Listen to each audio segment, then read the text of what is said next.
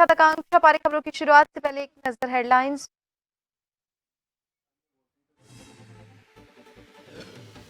CM Dhami ने पर्वतारोहण अभियान का किया flag of. Mobile science lab को दिखाई हरी झंडी। राष्ट्रीय खेल की तैयारियों को लेकर उच्च स्तरीय बैठक।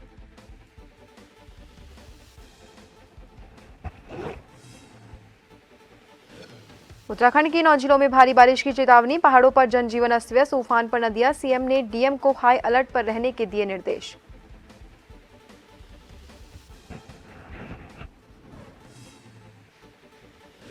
चारधाम यात्रा स्थगित। मार्गों पर फंसे 6,000 तीर्थयात्री। 1.5 महीने में बेहिसाब रही भीड़। अभी बमुश्किल पहुंच रहे 10,000।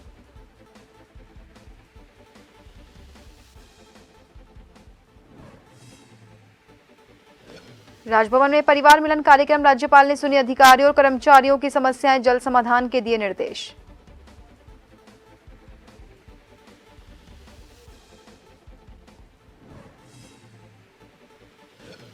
और उपचुनाव की वोटिंग के लिए तैयारियां पूरी। मतगणना का कार्मिकों को दिया प्रशिक्षण। 10 जुलाई को डाले जाएंगे वोट। 13 को आएंगे नतीजे।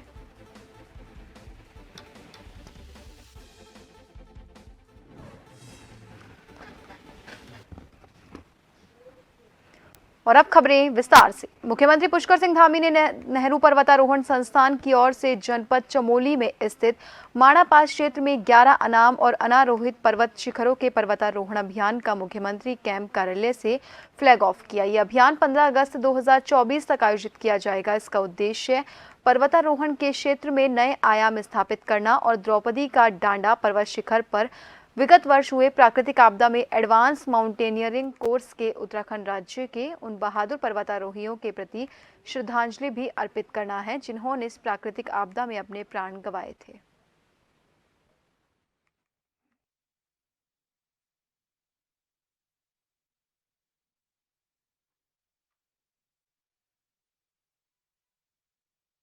मुख्यमंत्री पुष्कर सिंह धामी द्वारा प्रदेश के सरकारी विद्यालयों में पढ़ रहे छात्र छात्राओं को लैब ऑन व्हील्स के माध्यम से 4 मोबाइल साइंस लैब की सौगात दी गई है। शनिवार को मुख्यमंत्री आवास स्थित कैंप कार्यालय में पहले मोबाइल साइंस लैब के विज्ञान मॉडल्स का अवलोकन करते हुए चारों मोबाइल साइंस लैब को हरी झंडी दिखाकर रवाना किया और इस दौरान सीएम ने विज्ञान मॉडलों को प्रदर्शित कर रहे पीएम श्री राजकीय इंटर कॉलेज भीमावाला के छात्र छात्राओं के साथ संवाद भी स्थापित किया। सीएम ने कहा कि प्रदेश के दूरदराज के क्षेत्रों में मोबाइल साइंस लैब की उपलब्धता छात्रों को विज्ञान की आधुनिकता से जोड़ने में सहायक होगी।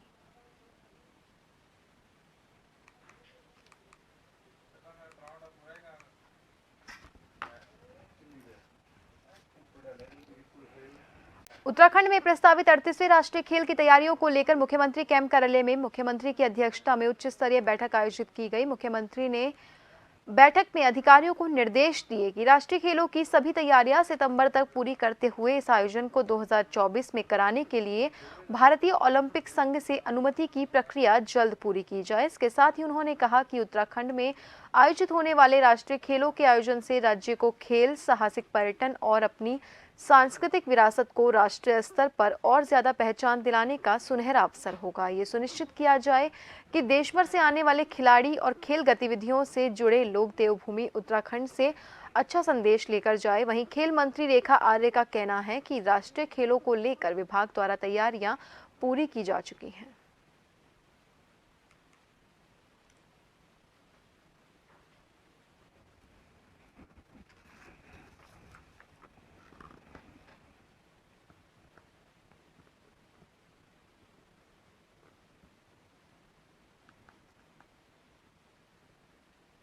खेल विभाग ने और अपनी उत्तराखंड सरकार ने धामी जी के नेतृत्व में पूरी तरह से जो है वह तैयारी कर ली है।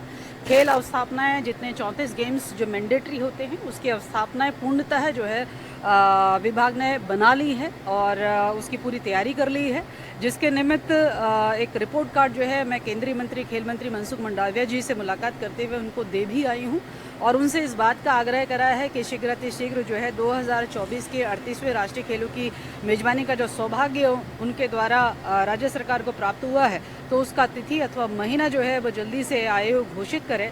इसके लिए मैं उनसे अनुरोध करके आई हूँ और उन्होंने आश्वासित करा है, सहमति दी है कि 2024 में उत्तराखंड में 38वें राष्ट्रीय खेल किए जाएंगे।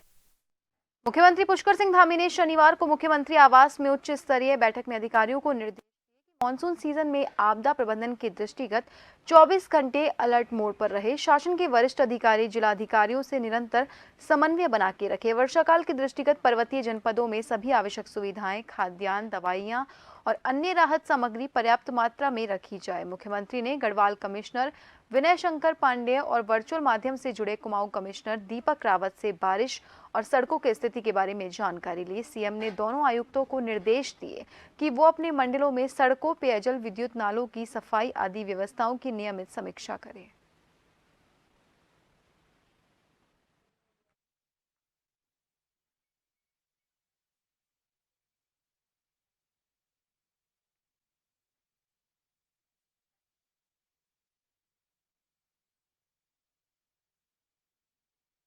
मुख्यमंत्री पुष्कर सिंह धामी ने रविवार को मौसम विभाग के द्वारा राज्य के 9 जनपदों में भारी से भारी वर्षा के पूर्वानुमान को लेकर सभी संबंधित जनपदों के जिलाधिकारियों को हाई अलर्ट पर रहने के निर्देश दिए हैं। इसके साथ ही लोगों से भारी बारिश के चलते संभावित आपदाओं के दृष्टिगत सावधानी बरतने और सुरक्षित स्थलों पर रहने की अपील की है। मुख्यमंत्री पुष्कर सिंह धामी ने सचिव आपदा प्रबंधन और पुनर्वास विनोद कुमार सुमन और आपदा प्रबंधन विभाग से जुड़े अन्य अधिकारियों को यूएसडीएमए के राज्य आपातकालीन परिचालन केंद्र से सभी जनपदों की सतत निगरानी रखने के निर्देश दिए गए हैं। गौरतलब है कि भारत मौसम विज्ञान विभाग द्वारा अल्मोड़ा, बागेश्वर, चंपावत, नैनीताल, पिथौरागढ़, उधम सिंह नगर में अनेक जगह भारी से बहुत ज्यादा भारी वर्षा और कहीं कहीं गर्जन के साथ आकाशीय बिजली चमकने का पूर्वानुमान व्यक्त किया गया है।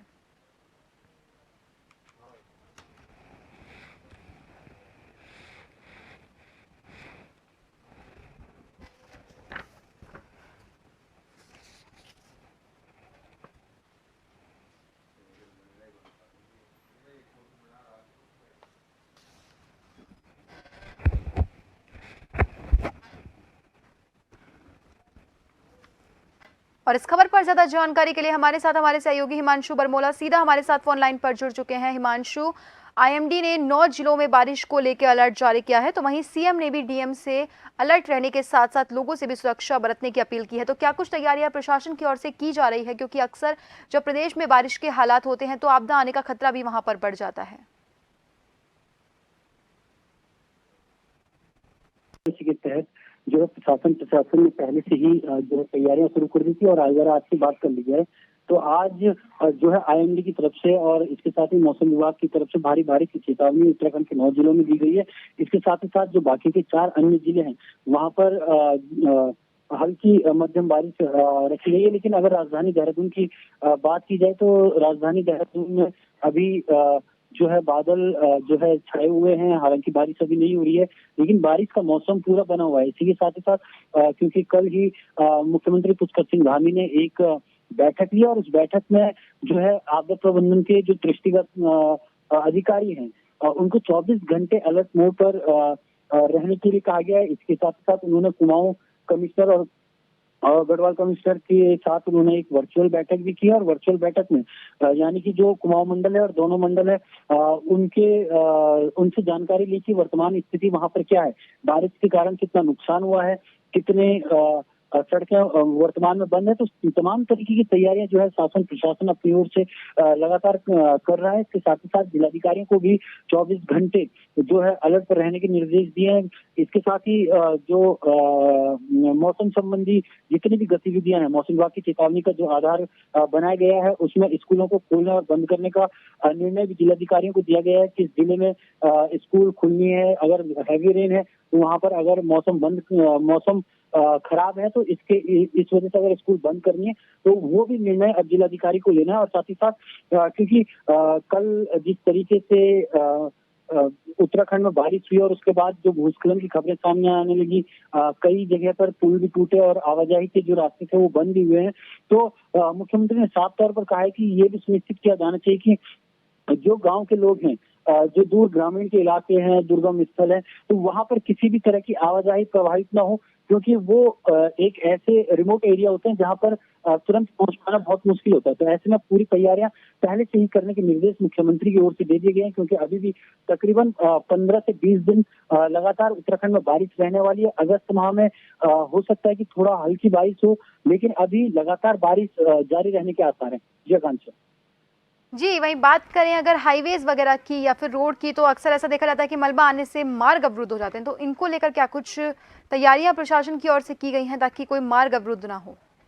निश्चित तौर पर देखिए, कल जिस तरीके से खबरें आई थी कुमाऊं में 58 सड़कें बंद है, इसी के साथ ही साथ तकरीबन जो उत्तराखंड गढ़वाल मंडल और कुमाऊं मंडल को जोड़ा जाए तो तकरीबन 100 से ज्यादा जो राजमार्ग है, राष्ट्रीय राजमार्ग है, कुल मिलाकर 100 हैं, उन वो बंद हो चुके थे। तो कहीं ना कहीं पहले से ही तैयारियां की हुई थी, तो तुरंत खोला भी जा रहा है उन्हें लगातार।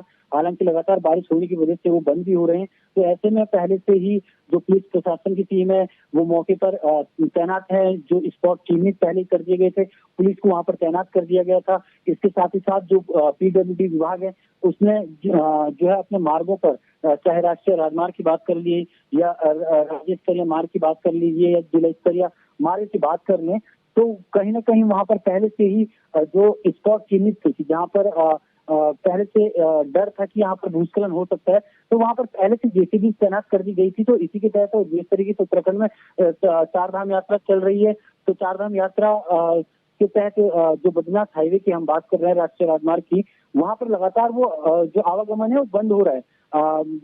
पीपलकोटी से तकरीबन 15 से 20 किलोमीटर आगे जाकर जोशीमठ से पहले सागर नाला जो पड़ता है, वहां पर लगातार मार्ग बंद हो रहा है। तो ऐसे में वहां पर उस मार्ग को लगातार खोलने का काम किया जा रहा है, आवागमन सुचारू किया जा रहा है। बार बार बारिश होने की वजह से आवाजाही में अवरोध भी आ रहा है। तो इसी तरीके से जहां जहां पर भी अवरोध आ रहा है, तो वहां पर शासन प्रशासन द्वारा या पीडब्ल्यूडी विभाग के द्वारा जो मार्ग को सुचारू कर दिया जा रहा है। तो कहीं ना कहीं पहले से ही इस बार तैयारियां थी, तो वो अभी देखने को मिल रही है। हालांकि आने वाले 10-15 दिन और भी मुश्किल उत्तराखंड में हो सकते हैं। तो इस वजह से जो है शासन प्रशासन की हकीकत तब पता चलेगी कि कितना तैयार है, आपदा प्रबंधन विभाग ने कितनी तैयारियां की हैं, ये आने वाले 10 से 15 दिनों में पता चलेगा। क्योंकि अभी शुरुआती बारिश है, हालांकि जब बारिश लगातार उत्तराखंड में होगी तो तब हकीकत पता चलेगी। जी, बहुत बहुत धन्यवाद हिमांशु तमाम जानकारी के लिए, हमसे जुड़ने के लिए। तो आप सभी को बता दें कि सीएम ने हाई अलर्ट पर रहने के सभी जिला कलेक्टर्स को निर्देश दिए हैं। दरअसल आईएमडी ने 9 जिलों में बारिश का अलर्ट जारी किया है और इसके चलते प्रशासन अपनी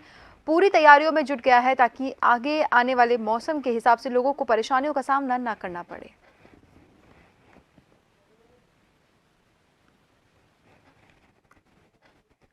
उत्तराखंड में अत्यंत भारी वर्षा के अलर्ट को देखते हुए रविवार को चारधाम यात्रा स्थगित कर दी गई है। तीर्थयात्रियों से अपील की गई है कि वो जहां पर हैं वहीं सुरक्षित स्थानों पर विश्राम करें और मौसम साफ होने तक प्रतीक्षा करें। गढ़वाल मंडलायुक्त विनय शंकर पांडेय ने बताया कि रविवार शाम को बैठक में अगले दिन की यात्रा के संबंध में निर्णय लिया जाएगा। सभी जिलाधिकारियों को अलर्ट मोड पर रहने के लिए कहा गया है। इसके साथ ही निर्देश दिए गए हैं कि ऋषिकेश और विकासनगर से तीर्थयात्रियों को चारधाम यात्रा के लिए रवाना न किया जाए।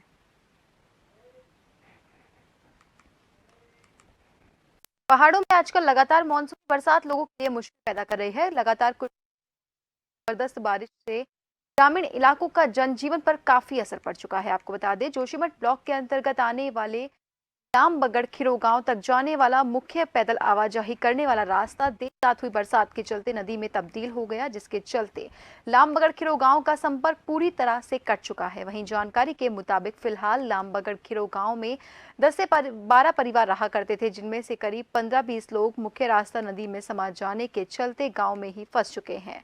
वहीं ग्रामीणों का कहना है गाँव में फंसे हुए लोगों की जानकारी प्रशासन तक पहुँचा दी गई है। कल रात भारी बारिश होने के कारण खिरो गांव का जो जन संपर्क है वो पूर्ण रूप से टूट चुका है और काफ़ी नदी ने अपना रूट चेंज कर दिया, जिसके चलते मतलब रास्ता पूर्ण रूप से गांव जाने के खिरो गांव में लगभग 10 से 20 आदमी फंसे हुए हैं और उनके 100 से 200 मवेशी भी फंसे हुए हैं। तो नदी ने मतलब रास्ता रूट चेंज करने के कारण खिरो गाँव का संपर्क पूर्ण रूप से अभी बंद हो चुका है। इसकी सूचना हम प्रशासन को दे चुके हैं। पहाड़ों की रानी मसूरी में लगातार हो रही बारिश से जनजीवन अस्त व्यस्त हो गया। वहीं मसूरी के ज्यादातर नाले और नालियां मलबे और कूड़े से पटे हुए हैं, जिस वजह से बरसात का पानी सड़कों पर बह रहा है। इससे लोगों को भारी परेशानियों का सामना करना पड़ रहा है। मसूरी हेमपट कोर्ट स्कूल के पास नाला बंद होने से बरसात का पानी सड़कों पर बह रहा है, जिससे स्कूल के छात्र छात्राओं को भारी परेशानी हो रही है। पानी का बहाव इतना तेज है कि कभी भी भारी दुर्घटना हो सकती है। वहीं इस पूरी घटना का वीडियो सोशल मीडिया पर वायरल किया तो प्रशासन की आंख खुली और एसडीएम मसूरी सहित संबंधित अधिकारियों के साथ सड़क पर उतरे और बंद पड़े नाले नालियों का निरीक्षण किया और उनको तत्काल खोलने के निर्देश दिए गए। कुछ समय पूर्व भी माननीय मंत्री जी गणेश जोशी जी ने एक यहाँ पर बैठक ली थी और उन्होंने निर्देशित किया था अधिकारियों को कि बरसात के पूर्व जितने भी नाले खाले हैं, नालियाँ हैं और जो भी काम इससे पूर्व होने वो समय पर हो जाने चाहिए। लेकिन मुझे लगता है कि अभी तक उनके द्वारा जो इस काम को नहीं किया गया, तो मैं मानता हूँ कि निश्चित ही कहीं न कहीं अधिकारी अभी छुट्टी के मूड में हैं, ज़्यादा काम करने के मूड में नहीं। लेकिन माननीय मंत्री जी जिस हिसाब का उनका कार्यशैली है, मुझे लगता है कि जो उन्होंने कहा है वो निश्चित ही अधिकारियों को करना पड़ेगा। झूला घर के नीचे रोपवे की जो नीचे से सड़क जाती है टूरिज्म ऑफिस को होते हुए, वहाँ के नाले कल बंद पाए गए।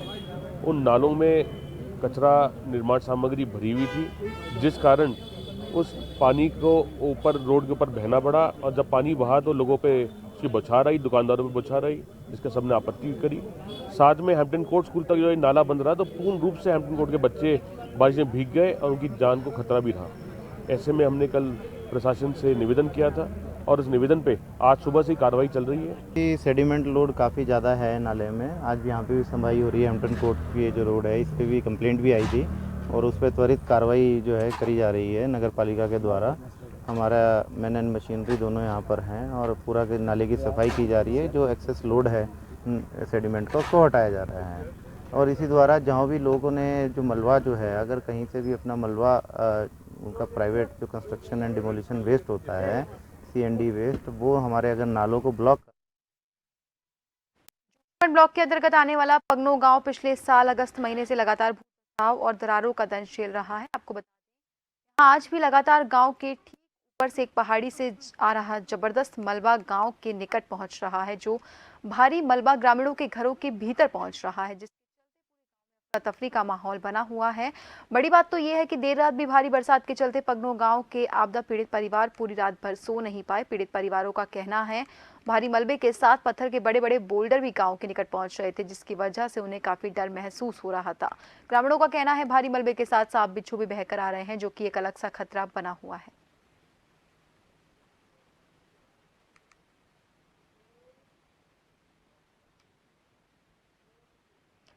वर्षा ऋतु के आगमन होते ही मानसून ने दस्तक दे दी है, जिसको लेकर मौसम विभाग ने जिले में रेड अलर्ट घोषित किया, जिसके चलते मानसूनी बरसात पहाड़ी क्षेत्रों में कहर बरपा रही है। वहीं बारिश मैदानी क्षेत्रों के लिए वरदान साबित हुई। उत्तराखंड राज्य के जनपद उधम सिंह नगर के जसपुर नगर में सूबे के मुखिया पुष्कर सिंह धामी के निर्देशन में 3 दिवसीय कुमाऊं दौरा कर वापसी के दौरान उत्तराखंड आपदा प्रबंधन समिति के उपाध्यक्ष विनय रोहेला जसपुर पहुंचे, जहां खंड विकास कार्यालय में सभागार कक्ष में अधिकारियों ने उनका जोरदार स्वागत किया। उसके बाद उपाध्यक्ष ने आपदा प्रबंधन की बैठक ली और आपदा से निपटने को लेकर और राहत बचाव कार्य में तेजी लाकर अपने विभागों में सुरक्षा व्यवस्था चाक चौबंद करने के भी निर्देश दिए।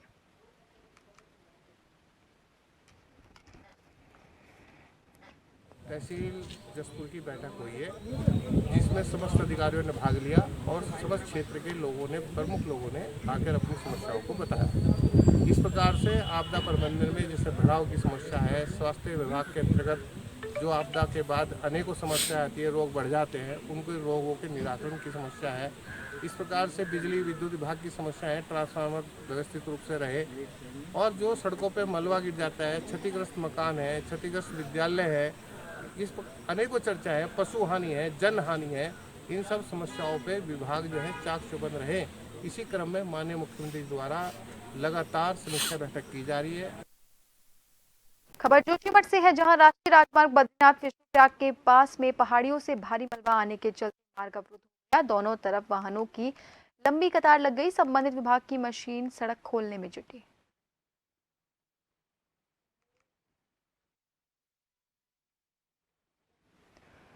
राजभवन ऑडिटोरियम में शनिवार को समस्त कार्मिकों और उनके परिजनों हेतु परिवार मिलन कार्यक्रम आयोजित किया गया। इस कार्यक्रम में राज्यपाल लेफ्टिनेंट जनरल गुरमीत सिंह ने कार्मिकों और उनके परिवार के सदस्यों की व्यक्तिगत और कार्यालय संबंधी समस्याओं के संबंध में जानकारी ली।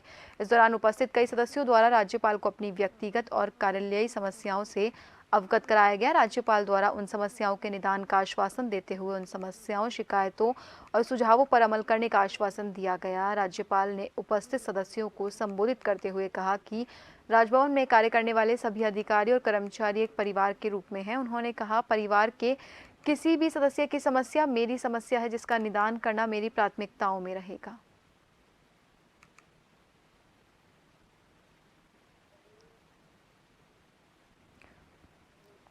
बद्रीनाथ विधानसभा उपचुनाव के लिए चमोली जिला प्रशासन ने तैयारियां पूरी कर ली है। मतगणना का कार्य 13 जुलाई को सुबह 8 बजे से शुरू होगा। मतगणना प्रेषक अनीता रामचंद्रन और जिला निर्वाचन अधिकारी हिमांशु खुराना की अध्यक्षता में शनिवार को पीजी कॉलेज गोपेश्वर में मतगणना के लिए नियुक्त 92 कार्मिकों को पहला प्रशिक्षण दिया गया। मतगणना कार्मिकों का दूसरा प्रशिक्षण 12 जुलाई को होगा। जिला निर्वाचन अधिकारी ने कहा कि मतगणना निर्वाचन प्रक्रिया का अंतिम और बेहद महत्वपूर्ण चरण है। उन्होंने मतगणना कार्मिकों को बेहद गंभीरता, सतर्कता और सावधानी के साथ कार्य को पूरा करने के निर्देश दिए। मतगणना कार्य में किसी भी तरह की लापरवाही और जल्दबाजी नहीं करने की बात कही। तो वहीं प्रशिक्षण कार्यक्रम में मास्टर ट्रेनर, परियोजना निदेशक आनंद सिंह, प्रवक्ता एपी डिमरी, मनोज तिवारी ने रायका गोपेश्वर में मतगणना सुपरवाइजर, मतगणना सहायक और माइक्रो ऑब्जर्वर को मतगणना कार्यों का सैद्धांतिक और व्यवहारिक प्रशिक्षण दिया।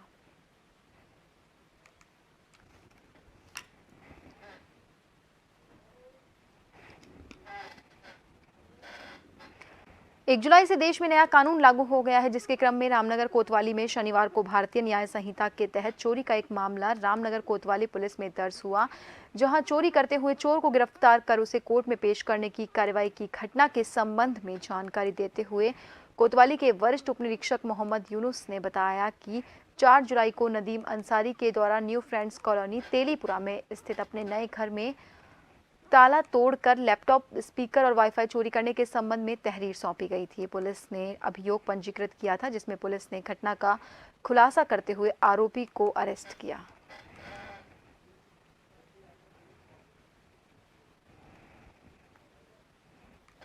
नदीम सन ऑफ खलील का घर है जो बंद पड़ा हुआ था। उसमें एक चोरी का मामला आया था, जिसमें धारा 305A व 321-31-4 में BNS भारतीय न्याय संहिता के अंतर्गत मामला पंजीकृत किया गया है। उसमें हमने चोर को रंगे हाथों पकड़ लिया है, जिसे चोरी का सभी माल बरामद हो गया है, जिसको आज माननीय न्यायालय में पेश किया गया था, जहां उसकी रिमांड स्वीकृत हो गई है। अभियुक्त को जेल भेज दिया गया है। समग्र शिक्षा परियोजना के तहत नेताजी सुभाष चंद्र बोस छात्रावास रामनगर स्थित PM श्री राजकीय बालिका इंटर कॉलेज रामनगर में खुलेगा और इस छात्रावास में इसी महीने प्रवेश कर बालिकाओं की विधिवत पढ़ाई शुरू हो जाएगी। इस नए छात्रावास के लिए सरकार द्वारा 3 करोड़ रुपए से ज्यादा का बजट भी जारी किया गया है। इस छात्रावास में कक्षा 1 से 12 तक की गरीब, निर्धन, बेसहारा छात्राओं को निःशुल्क प्रवेश मिलेगा। GGIC के प्रधानाचार्य KD माथुर ने भी सभी से ऐसे बच्चों को प्रवेश हेतु लाने की अपील की है। समग्र शिक्षा परियोजना के तहत 50 बालिकाओं के लिए नेताजी सुभाष चंद्र बोस आवासीय छात्रावास की सरकार द्वारा विधिवत घोषणा की गई है। यह छात्रावास रामनगर GGIC में बनेगा, ऐसा विभाग द्वारा सूचना दी गई है। और 50 बालिकाएं जो वंचित समुदाय की हैं, जो अनाथ हैं, गरीब हैं, घुमंतु हैं, कूड़ा बीनने वाली हैं, दलित समुदाय की हैं, अल्पसंख्यक समुदाय की हैं, कुल मिलाकर के जो बहुत गरीब स्थिति में 50 बालिकाएं हैं, उनका इसमें एडमिशन होगा। पिथौरागढ़ में IIT बॉम्बे की ओर से आयोजित गर्भाशय कैंसर और महिला जननांगों संबंधी रोगों की जांच के लिए आयोजित शिविर के चौथे और आखिरी दिन शनिवार को 150 से ज्यादा महिलाओं की जांच की गई। कुल 4 दिनों के आयोजित 250 से ज्यादा महिलाओं ने अपनी जांच करवाई है, जिसमें जिला मुख्यालय के साथ ही ग्रामीण क्षेत्रों से भी बड़ी संख्या में महिलाएं जांच के लिए जिला महिला अस्पताल पहुंची। IIT बॉम्बे द्वारा बनाई गई गायने कैम्प डिवाइस के जरिए महिला डॉक्टर्स और IIT के विशेषज्ञों ने स्क्रीनिंग कार्य को अंजाम दिया। शिविर में मुख्य रूप से गर्भाशय कैंसर और जननांगों में उत्पन्न होने वाले अन्य रोगों की जांच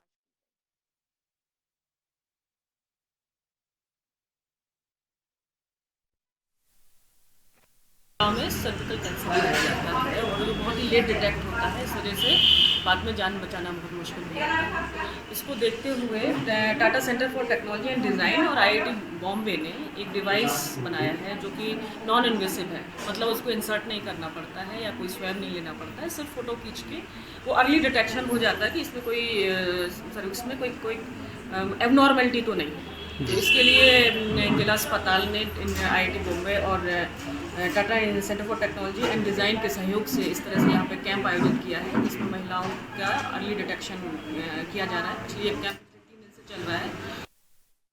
भाजपा मसूरी मंडल ने डॉक्टर श्यामा प्रसाद मुखर्जी की 124वीं जयंती पर मसूरी तिलक लाइब्रेरी के सभागार में कार्यक्रम आयोजित किया। इस मौके पर भाजपा कार्यकर्ताओं ने डॉक्टर श्यामा प्रसाद मुखर्जी के चित्र पर पुष्पांजलि अर्पित कर श्रद्धांजलि दी और देश के हित में किए गए कार्यों को याद किया। इस मौके पर भाजपा कार्यकर्ताओं ने एक दूसरे को मिठाई भी खिलाई। इस मौके पर भाजपा मसूरी मंडल के पूर्व अध्यक्ष मोहन पेटवाल, पूर्व पालिका अध्यक्ष OP उनियाल और महामंत्री कुशाल राणा ने कहा कि डॉक्टर श्यामा प्रसाद मुखर्जी ने देश की एकता और अखंडता के लिए कभी समझौता नहीं किया। उन्होंने कहा, डॉक्टर श्यामा प्रसाद मुखर्जी का लगाया पौधा आज विश्व के सबसे बड़े राजनीतिक दल के रूप में स्थापित हो गया है। श्यामा प्रसाद मुखर्जी केवल जनसंघ के संस्थापक ही नहीं थे, वो एक महान शिक्षाविद थे, चिंतक थे, राजनेता थे। देश की अखंडता के लिए कश्मीर को, भारत में जो परमिट सिस्टम था कश्मीर में, उसको समाप्त करने के लिए और कश्मीर में एक विधान, एक प्रधान, एक निशान का करने के लिए उन्होंने अपने प्राणों की आहुति दी थी। लेकिन 1901 में उनका जन्म हुआ था बंगाल में। बहुत अच्छे मतलब चिंतक थे। उन्होंने देश के अखंडता के लिए सुंदर कार्य किए और अपने प्राणों को भी न्यौछावर देश के लिए किए उन्होंने।